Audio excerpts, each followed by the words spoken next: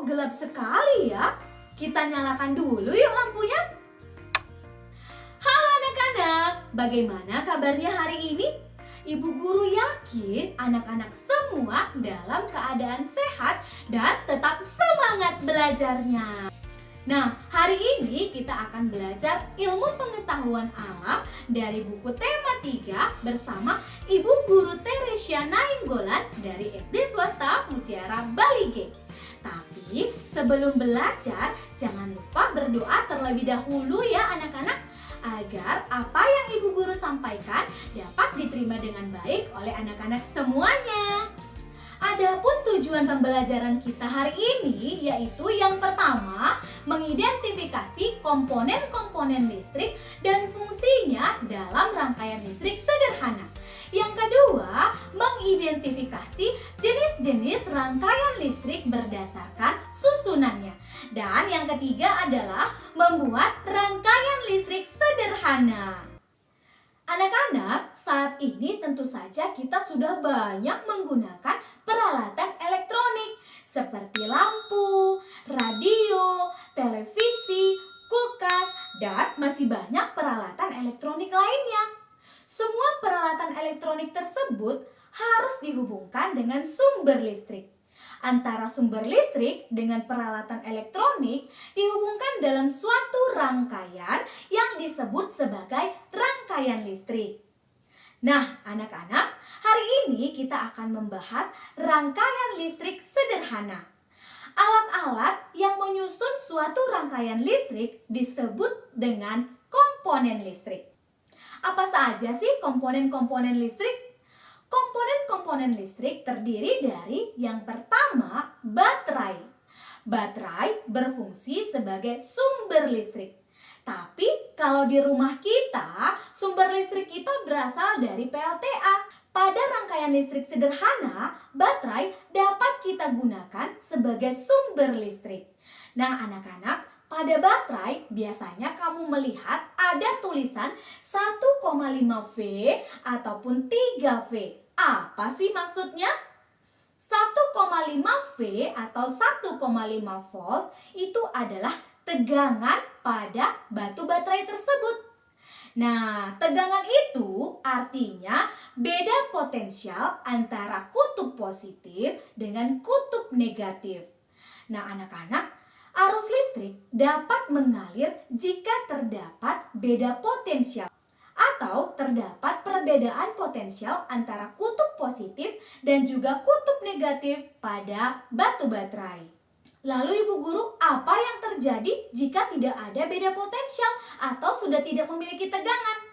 Nah, jika suatu baterai tidak memiliki tegangan, maka arus listrik tidak dapat mengalir. Ingat, syarat arus listrik mengalir adalah terdapat beda potensial dari kutub-kutub pada suatu sumber listrik. Komponen yang kedua adalah saklar. Anak-anak pasti kenal saklar kan? Ini dia. Nah, anak-anak, saklar berfungsi sebagai alat untuk menghubungkan dan memutuskan arus listrik. Jadi, ketika saklar dalam posisi on seperti pada gambar ini, maka arus listrik dapat mengalir sehingga peralatan elektronik kita dapat menyala. Dan kebalikannya, jika saklar dalam posisi off seperti pada gambar ini, maka arus listrik tidak dapat mengalir sehingga peralatan elektronik kita tidak dapat menyala. Komponen berikutnya adalah kabel. Tentunya di rumah kita banyak terdapat kabel. Tapi apakah kamu tahu apa fungsi kabel tersebut? Kabel berfungsi sebagai penghantar listrik. Nah, jadi anak-anak, di dalam kabel terdapat tembaga yang berfungsi sebagai konduktor listrik ataupun penghantar listrik. Jadi melalui kabel, arus listrik dapat dihantarkan dari sumber listrik hingga pada peralatan elektronik kita. Nah, anak-anak, selain konduktor listrik, ada juga yang dinamakan dengan isolator listrik. Apa itu ya isolator? Isolator listrik adalah benda-benda yang tidak dapat menghantarkan arus listrik seperti karet, plastik, kaca, dan masih banyak contoh-contoh lainnya. Nah, jika kamu perhatikan, pada kabel bagian luarnya terbuat dari karet untuk melindungi kita ketika kita menyentuh kabel saat kabel dihubungkan dengan sumber listrik. Kenapa Ibu Guru? Karena tubuh kita juga termasuk penghantar listrik. Karena tubuh kita 70%-nya terdiri atas air anak-anak. Jadi tubuh kita ini dapat menghantarkan listrik. Nah, oleh karena itu, kabel bagian luarnya terbuat dari karet agar mencegah kita kena setrum.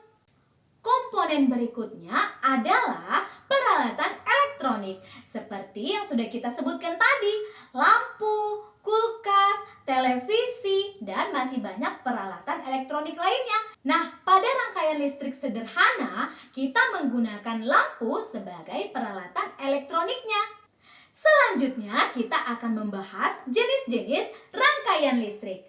Yang pertama, kita akan membahas jenis rangkaian listrik berdasarkan mengalir atau tidaknya arus listrik.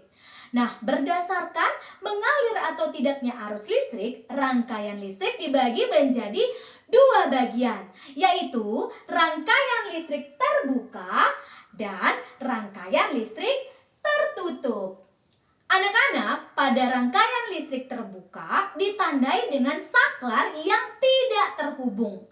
Nah, karena saklarnya tidak terhubung, maka arus listrik tidak dapat mengalir, sehingga peralatan listrik tidak menyala.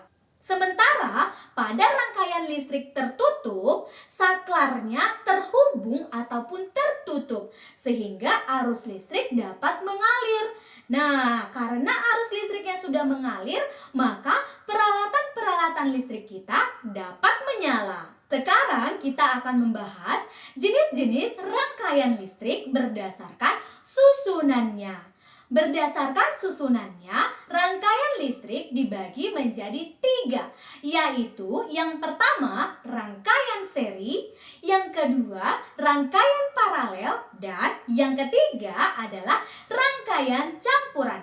Mari kita bahas satu persatu ciri-cirinya. Ciri-ciri rangkaian seri adalah yang pertama, rangkaian disusun secara berderet ataupun berurut, seperti pada gambar berikut ini. Kemudian yang kedua, arus listrik mengalir tanpa melalui cabang. Jadi arus listrik akan mengalir dari lampu 1, kemudian melewati lampu 2, melewati lampu 3, dan begitu seterusnya.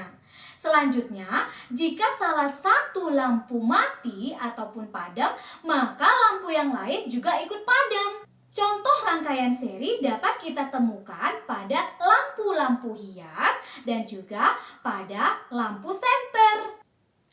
Ciri-ciri rangkaian paralel adalah yang pertama, rangkaian disusun secara bertingkat ataupun sejajar seperti pada gambar berikut ini.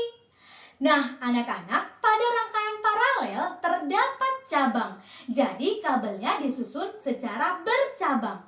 Jika salah satu lampu dilepas ataupun putus, tapi lampu yang lain tetap menyala karena arus listrik dapat mengalir melalui cabang yang lain. Nah, contoh dari rangkaian paralel dapat kita lihat pada lampu lalu lintas dan juga lampu di rumah-rumah kita. Ketika kita menyalakan lampu kamar, pasti yang menyala hanya lampu kamar. Tidak ikut lampu kamar mandi maupun lampu di ruang tamu. Nah, itu namanya adalah rangkaian paralel.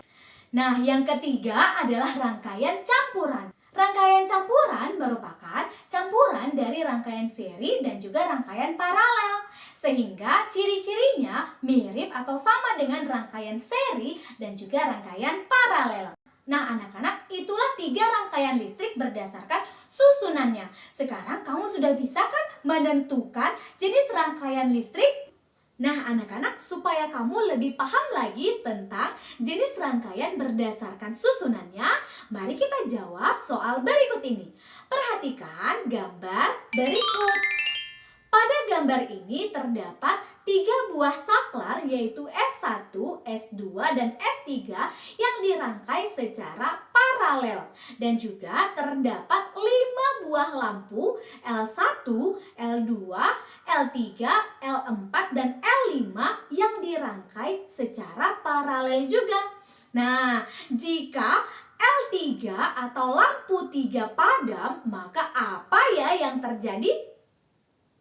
Benar, jika L3 padam, maka L1, L2, L4, dan L5 tetap menyala. Loh, kenapa Ibu Guru? Karena ini merupakan rangkaian paralel. Jika salah satu lampunya padam, maka lampu lain tetap menyala karena arus listrik dapat mengalir melalui cabang yang lain atau melalui kabel yang lain. Nah, sekarang kita lanjut ke contoh soal yang kedua. Perhatikan gambar berikut ini. Pada gambar ini kita dapat melihat terdapat 3 buah saklar, yaitu S1, S2, dan S3. Dan juga terdapat 6 buah bola lampu. Nah anak-anak, jika S1, S2, dan S3 dalam posisi on atau terhubung sehingga arus listrik dapat mengalir, kemudian L5 ternyata putus atau rusak, maka apa ya yang terjadi? Nah, yang terjadi adalah L1, L2, dan L3 tetap menyala, sementara L4, L5, dan L6 akan padam. Kenapa bisa begitu ya? Karena L1 dan L2 dirangkai secara seri, sementara L1, L2 terhadap L3 dirangkai secara paralel. Begitu juga dengan L4, L5, dan L6 yang dirangkai secara paralel dengan L1, L2, dan juga L3. Tapi L4, L5, dan L6 ternyata dirangkai secara seri. Sehingga jika L5 atau lampu 5 padam, tentu saja yang satu urutan dengan lampu 5 yaitu lampu 4 dan lampu 6 ikut padam. Maka yang menyala hanya lampu 1, lampu 2, dan juga lampu 3. Sekarang kita coba satu soal lagi ya anak-anak. Perhatikan gambar berikut ini. Nah, di sini terdapat lampu 1, lampu 2, lampu 3, dan lampu 4. Jika lampu 2 padam, maka apa ya yang terjadi? Ya, benar sekali. Jika L2 atau lampu 2 padam, maka lampu 1 juga ikut padam. Sementara lampu 3 dan lampu 4 tetap menyala. Kenapa ya? Karena lampu 2 atau L2 disusun secara seri terhadap L1 atau lampu 1. Sementara L1 dan L2 disusun secara paralel terhadap L3 dan L4. Sehingga ketika L2 padam, maka L3 dan L4 tetap menyala. Karena arus listrik dapat mengalir melalui cabang atau kabel yang lain. Wah, kamu semua anak hebat. Kamu dapat menjawab soal dengan benar. Berarti kamu sudah paham mengenai jenis rangkaian berdasarkan susunannya. Selanjutnya, kita akan membuat rangkaian listrik sederhana. Namun, sebelum itu, jangan lupa kita harus membuat gambar dari rangkaian listrik yang akan kita buat.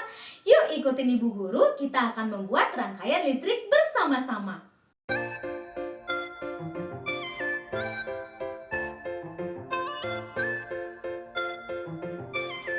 Anak-anak, kita akan membuat rangkaian listrik sederhana, yaitu rangkaian seri. Yang dibutuhkan adalah lampu senter dan dudukannya, saklar,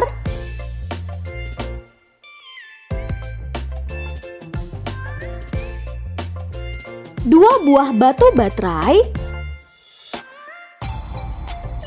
kabel, gunting, dan juga selotip.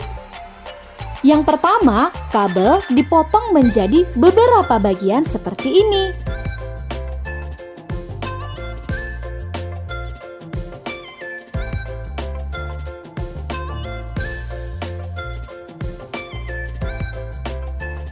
Selanjutnya, kita akan mengupas bagian luar kabel pada setiap ujungnya.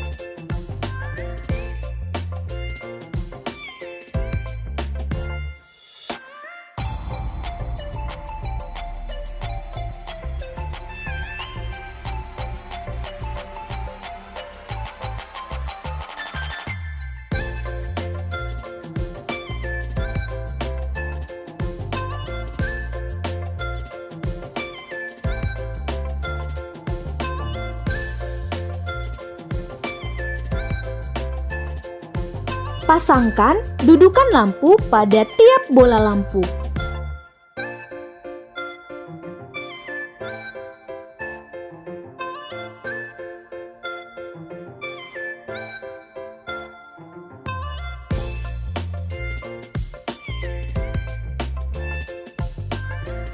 Kemudian, ujung dari setiap kabel yang sudah kita kupas tadi, kita ikatkan pada dudukan lampu.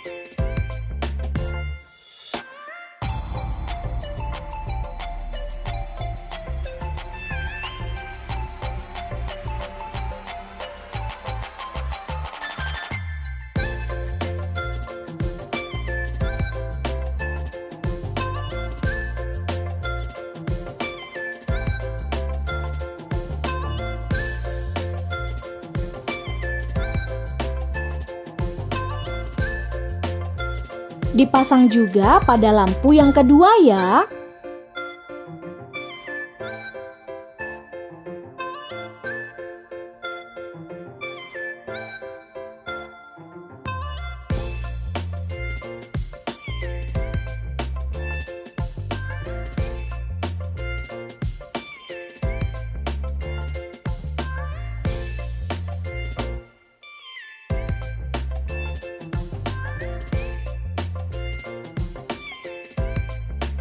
Setelah kedua lampu sudah dihubungkan menggunakan kabel, selanjutnya kita hubungkan pada saklar.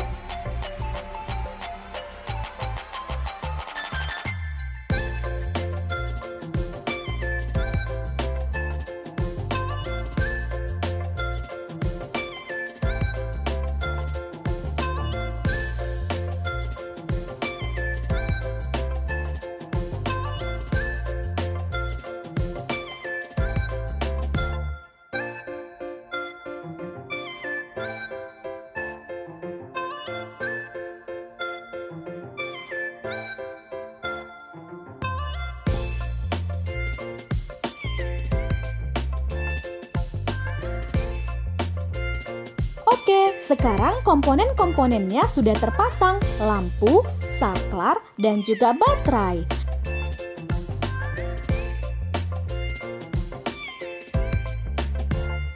Selanjutnya, kita akan merekatkan rangkaian listrik yang sudah kita buat pada alas. Nah, alasnya anak-anak boleh gunakan kardus ataupun papan.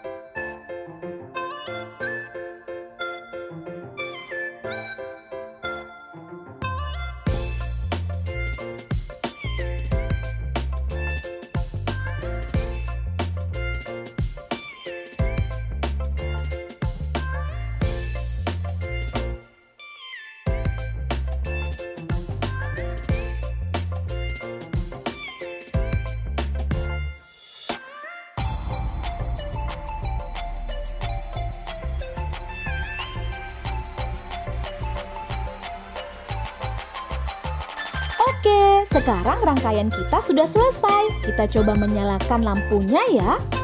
Dan ternyata kedua lampunya dapat menyala. Rangkaian kita berhasil.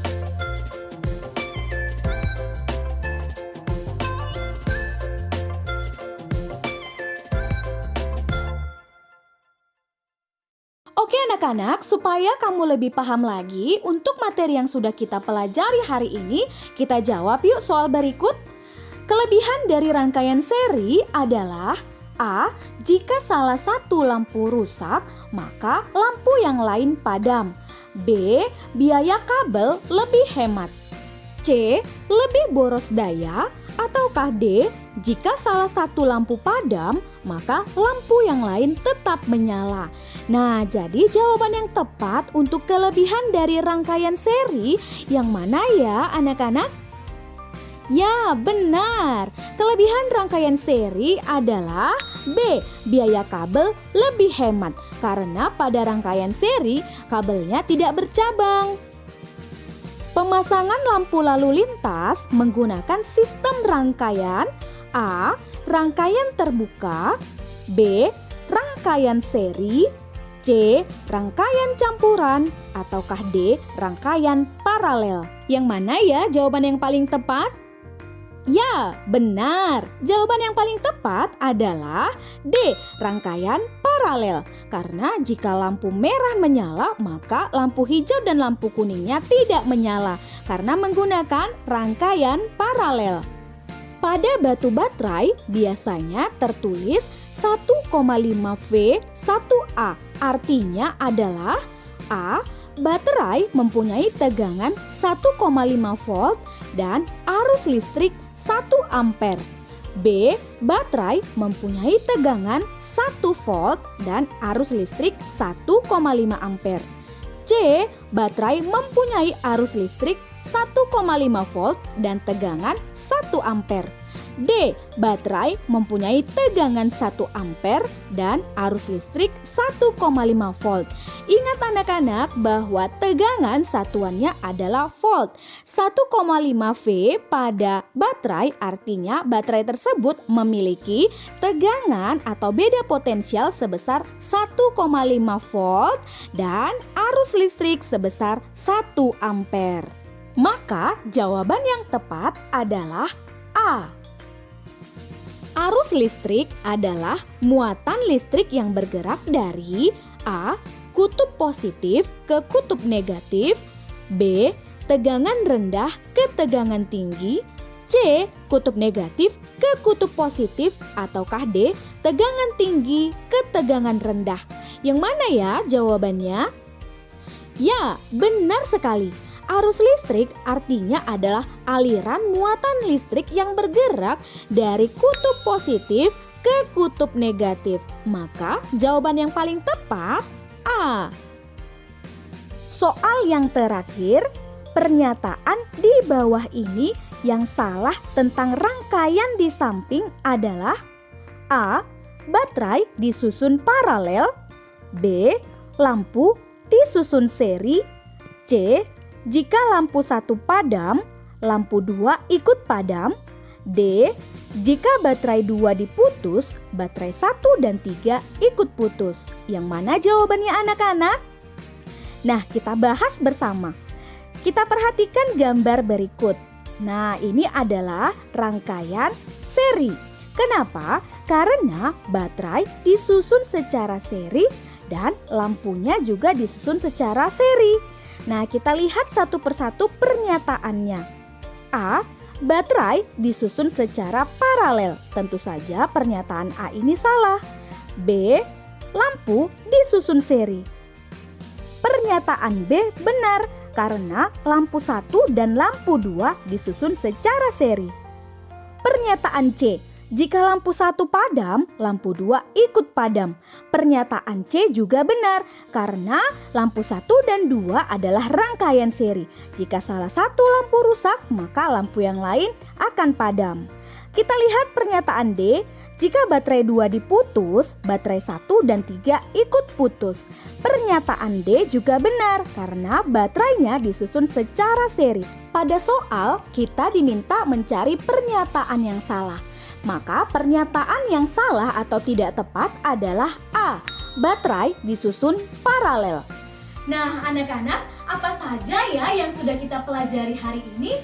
Hari ini kita sudah membahas tentang komponen-komponen listrik dan fungsinya dalam rangkaian listrik, yaitu ada baterai yang berfungsi sebagai sumber listrik, kabel sebagai penghantar listrik, saklar sebagai alat yang berfungsi untuk menghubungkan dan memutuskan arus listrik, serta komponen terakhir adalah peralatan elektronik. Nah, kita juga sudah membahas jenis-jenis rangkaian listrik berdasarkan susunannya. Ada berapa anak-anak? Benar, ada 3, yaitu rangkaian seri, rangkaian paralel, dan juga rangkaian campuran. Dan kita juga sudah membuat rangkaian listrik sederhana yang dapat anak-anak praktikkan di rumah menggunakan alat-alat yang sederhana. Oke anak-anak, demikianlah pembelajaran kita hari ini. Semoga pembelajaran kita hari ini dapat bermanfaat bagi anak-anak semuanya. Jangan lupa untuk menyaksikan pembelajaran-pembelajaran menarik berikutnya. Dan ingat, tetap jaga kesehatan, tetap belajar, dan tetap semangat. Sampai jumpa!